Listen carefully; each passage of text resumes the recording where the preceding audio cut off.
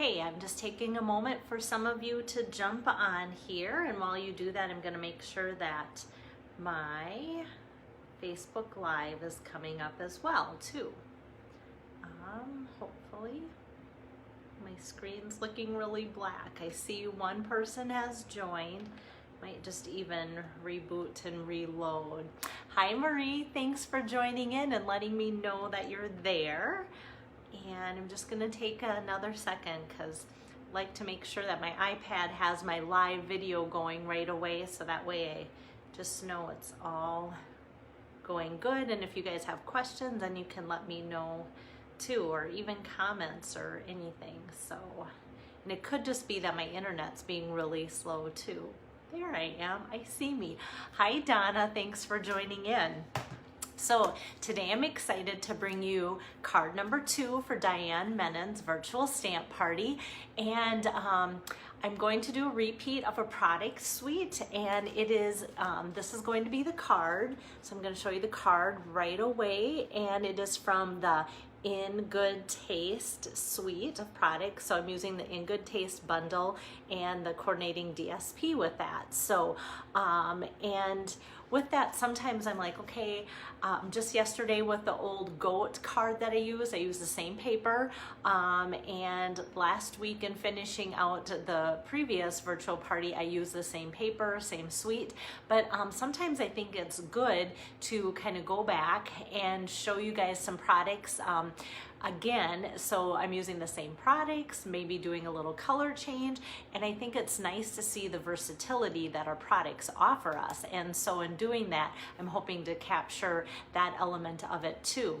Hi Carol, hi Lois, hi Shelly. And today, since it's Tuesday, I thought, oh, that kind of like makes it kind of sound like it should be Technique Tuesday. So I hope to show you a technique that maybe many of you have seen before, and maybe you haven't seen it for a while and just need a refresher on it. And so the technique that I'm going to be teaching today is called masking, and it's something that I don't do a lot of at my stamp camps because I feel like I need to be right there helping you kind of do it if you've never done it before, but I have done it at stamp parties too, and it's kind of nice to be able to show you that technique. So today, being I'm doing an online thing, I can show you that as well. So I'm excited to show you that. And so yeah, there's a number of you on here it looks like, so I'm going to turn around my camera and show you things from the right angles so that I can get started on that. And my card, once I get my tripod adjusted here, and I think I'm gonna try and get it there one notch lower too so that it's close to the entertainment here. There we go. Okay, so let me get my iPad here and let me show you the card straight on. So I think the softness of the petal pink here, I got some gray granite, soft suede in that. The card turned out really pretty and really soft. And so here is the stamp set, Tasteful Touches. So it has a lot of like textury looking pieces and images. Hi Diane, hi Barb. I'm glad Diane's on here. She's the hostess, and we weren't sure she'd be able to watch it live because of her schedule, so I'm glad she's here. And I have 2 Beths that just joined in too, so that's kind of ironic, 2 at the same time. Okay, so the Tasteful Touches has some great sentiments and great images, and it kind of can give you some nice texture backgrounds too that I'm going to show you as well. Thanks, Beth. And so if you like to follow along in the catalog, I want to show you where that's found. So page 122 kind of shows the nice suite of projects, and then the pretty paper like I showed you yesterday, some more projects, and then if you flip the page, then you'll see the stamp set again that I just showed you, as well as a miniature version of the dies. And I hope you're not tired of the dies, because I keep using the dies because I love the dies, and there's so many things that fit in those dies too. And it's basically just kind of a nice shape of nice shapes in the dies too. So hi Robin.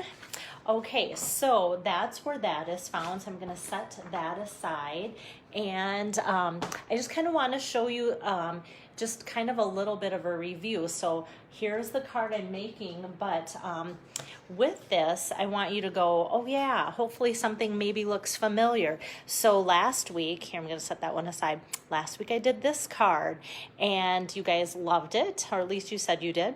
And so I wanted to kind of do something with that similar background. And it's funny how the background is similar, but how it brings in more of the browns versus the blue-gray, and even a little bit of that petal pink, which is kind of a nice peachy pinky color. So kind of similar look.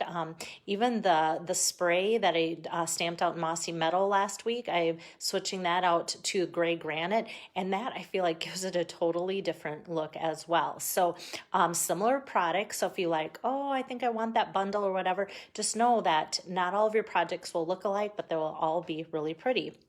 And even the paper. Yesterday, the silly card with the goat that I made is from the same pack of paper. So yeah, the In Good Taste Designer Series paper, been bragging about that. It's a really big, thick pile of paper, 12 by 12, and it's a little bit more expensive when you look at it at first, but then you realize there's a lot more paper in there too. So this is the paper that I'm using from it this time, kind of that, I say it's almost like a outdoor exterior, like wall, or it could even look like a kitchen backsplash. So kind of a nice look to that for texture.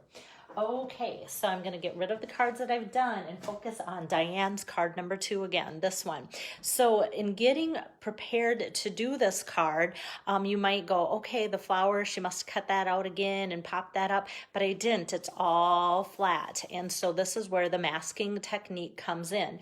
So yes, I kind of did stamp the flower and cut it out. So how I start my card is with the flower image here, and this is just a one-time deal.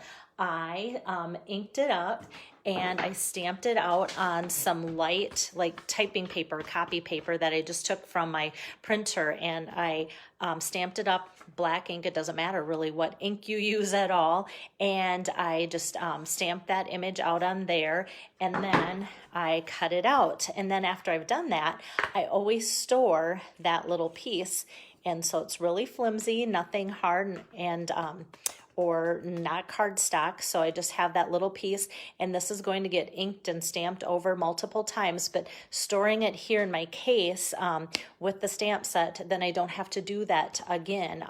Not that it's that hard to stamp this out and cut it out. And the other thing with masking, and I want to show this really close, I'm glad my camera is catching that really close, is I cut the image as close as I can to the edges, and I'll tell you why. So we're starting with that.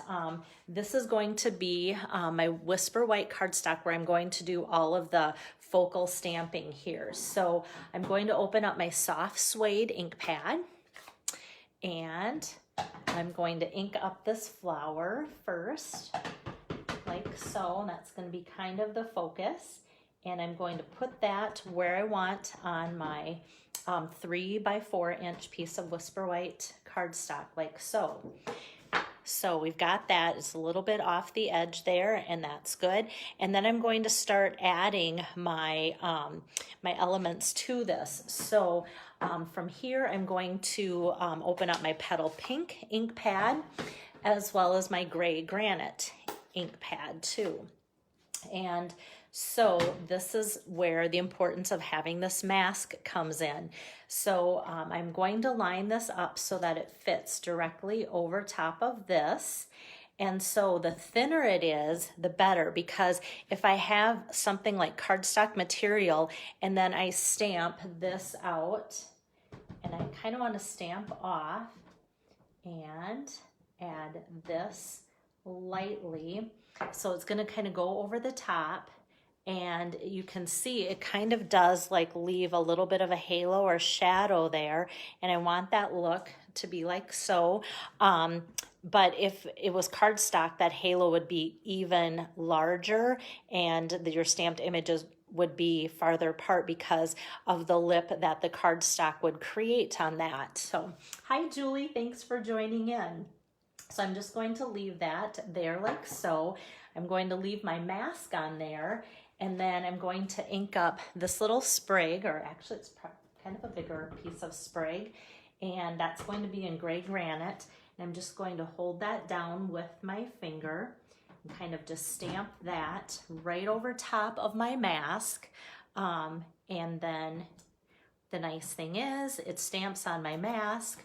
My flower remains completely free of any ink, and there you can see that because my mask is thin, that one for some reason, maybe it's just the way I stamped it the first time that I got the halo and such, but you can see it stamped right up to that flower.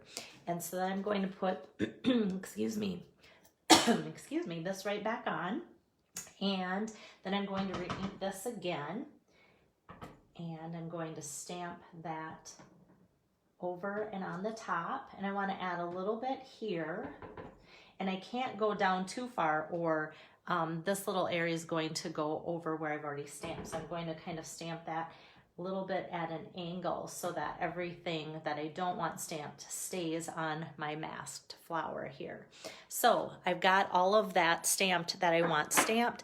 This is going to look junkier and inkier every time you use it and stamp on your mask, and that's totally fine. And then since I'm done with it, before I lose it, then I just put that piece, that masked flower, right in my case again with the stamp set so that I know where it's at. Hello, Julie. Hi, Margaret. Okay, so then I want to do a close-up. So having masked that, I was able to stamp everything all around it, right on top of it, without any of that going on my flower. So it kind of already makes it look like a 3D image because of that being the focal point and kind of popped up. So next, all I'm going to do then is do some coloring. And you might go, hey, but you stamped this in soft suede, and I did. So I just kind of wanted it to be a little softer look and not have it be the Memento Black, which I often use. And so I do know when I do this, I might not have the crispest edges when I do my coloring with my blends over it, and that's okay too. I wanted to come up with a nice soft looking flower, and I also went with the petal pink because I thought that would be really soft and pretty too. So I'm just kind of going over some of those darker areas where there's a highly concentrated soft suede ink there. And so I'm just doing that. And actually, if you like that look, you could leave that just like that, and that could be your really, really subtle shading of that flower too. Hi, Carol. Hi, Julie. And hi, Deb. Deb, you have this on your stamp, the stamp set on your list. You won't be disappointed. I think you'll like it. And even your friend Carol that just joined us now too, that doesn't like to color, she could do this. So I just did a little bit of scribble coloring, like I like to call it, with the dark petal pink. And then I'm just going to take my light, and on the first one I did the bullet tip, and on this one I'm going to go over it with the light with the brush tip. So just kind of a light brush over all of it. So even if I went over it with the dark, I go over that again with the light. And if I don't get it all and have a little bit of a white spot, that almost kind of makes me happy because I want this to be light and I want some of the whiteness to kind of show too. So how was that for really fast coloring? So yes, Carol, you could do it. Okay, and then I'm just going to finish the flower with the brush tip. And this is So Saffron. It's probably our lightest yellow that we carry in the blends color. And so I'm using the light of the So Saffron too. So because there's so much stamped out in soft suede in the image itself, there's not a lot of color that really shows up with that at all. So, so next I can take my seal adhesive here and just glide that along and put that on the back of my sheet. Okay, our cardstock. So this I said was 3 by 4. So the next piece that I'm mounting it on is soft suede 4 1/4 by 3 1/4. So just a 1/4 inch more. And then I want to come over and grab my other pieces. Usually I kind of start with a base and build, but today kind of am doing things opposite.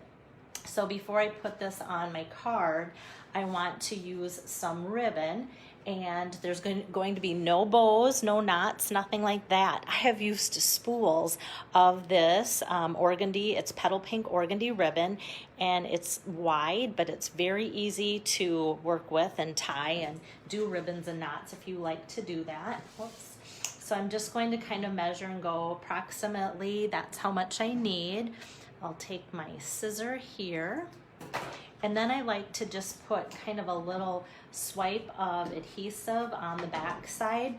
Sometimes I do glue dots if it's a more dense ribbon, but because this is so thin, that will easily stay stuck in there. And especially this new seal adhesive just has a lot better hold than the snail. So I'm confident that that's going to stay stuck in there. And what's kind of nice about this background is with the different pieces, I know that I'm straight and haven't went crooked when I put things behind there like so. So it kind of helps me to be able to line things up like that. And then I'm just going to go over it again with my adhesive, and I go right over top the ribbon, and that works out well. So I can put this right on top of my soft suede cardstock base, and my soft suede is 4 1/4 by 5 1/2 there, and then this pretty paper from In Good Taste Designer Series paper stack is 4 inches by 5 1/4. So next what I'm going to do then is just take this. I debated about popping this layer up with some dimensionals, but I didn't want the card to get too thick because we actually are going to have quite a bit of cardstock layers on here, and I still have my sentiment. So I decided I just want to pop up my sentiment and then just have this, and this ribbon, once again, because it's thin, sometimes if it's a thicker ribbon I would want to have that popped up. So I feel like this is just a hair crooked, but maybe not. I don't know. Maybe. Okay, we're just gonna leave that. We're gonna say it's not crooked. Okay, so now the card basically is assembled, and I'm just going to do the sentiment next. And so for that, this stamp set, I know last week you saw me use this big Just Saying Hello with that nice big font, and a lot of that has that nice big font. Today I'm using You Are the Best, and that kind of has just a really easy readable font as well, more plain. So I just have my little scrap here of petal pink to tie in with the petal pink that I'm using. But you know, it might be plain, but I love things that are easy to read so that when you send it to your recipient, they'll be easily able to read it. And then let me just pull over my Big Shot, once again using the Tasteful Labels dies. And there's always going to be one of the dies or more missing, and I know there's a couple probably missing from here because I'm always using them. So that just is in reference. You can see the size of them, and so those are the dies that go with the stamp set for the 10% savings. And so this die here is the one I used. Not too long ago, I used this kind of as a layering piece for my whale card. So I'm going to use it this time for kind of the focal point of sentiment. Okay, so I'll just lay that over top and run that through. And ta-da! So I like this shape. It's just kind of unique, and I love that it does nice big stitch marks. I always like the stitch marks on there, so that's nice. So I'll set that aside, and like I said, then I want to just pop this layer up a little bit. So I'll put probably 3 dimensionals on there, like so. And, oops, it's taking off the top, and I threw away the whole top. Okay, and this will put on, I still think it's bugging me. You know, I haven't removed anything with this new seal. I'm wondering how easy it will be if I want to move that over a hair. I probably shouldn't do this on my Facebook Live, but maybe this is the best way to show you. Okay, it is lifting up really well, and maybe it is because it has recently recently been put on. Sometimes adhesive, the longer it sits, the more it stays. Okay, that came off. Now I'm glad I did it during my live. I just wasn't happy because I thought it looked crooked. I will tell you, when I lifted it off, it didn't feel like it was tearing it off. This adhesive actually feels like it's got a little bit of a goo to it, so it kind of lifted off like it was sticky. So that worked. Okay, now I feel better. Now it feels like it's more straight on. And then when I go to put my sentiment on, I feel like that's going to look like that isn't now crooked as well. So I'm just going to have that kind of at the top there, and that's going to stay popped up. And then for the inside of my card, I'm just doing a 4 by 5 1/4 inside, and I'm just going to repeat kind of this design here. I'm going to stamp off so that it's light. Kind of just looks like vintage, kind of that lacy, almost old-fashioned wallpaper look. And I'm just adding that so that there's room to write in the inside. And with the saying, "You are the best," you guys can always insert happy birthday, any kind of sentiment, just leave it blank, something like that too. So that will help you to leave it blank with just that little bit of color in the inside, like so. I like keeping things versatile for you guys. It's been fun putting cards together for you. Those that order are getting these cards. So the more versatile they are, then the more I hope that you will use it.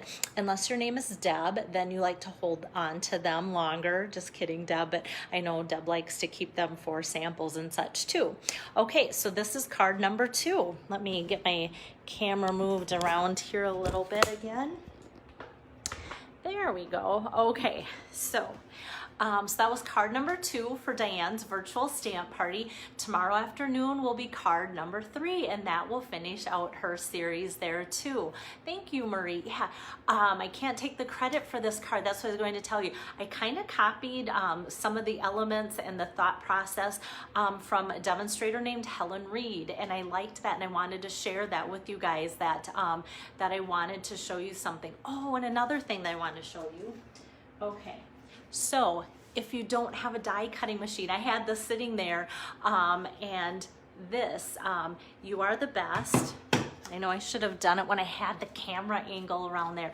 Okay, so this is how it looks. But if you don't have a die cutting machine, today I thought I'm gonna show you, you could have put You Are the Best with a punch too. So I don't want to be partial to just those that have the die cutting machines. Hi Tori, hi, thank you Julie. And so that is done with this timeless label punch. So so I just wanted to show you how that could be punched out, and that can be an option on this card instead of that too. So every once in a while I'll get done with a card and go, yep, that's what I meant to say and such too. But I kind of get caught up in the excitement of the card with you guys and watching for your comments and such.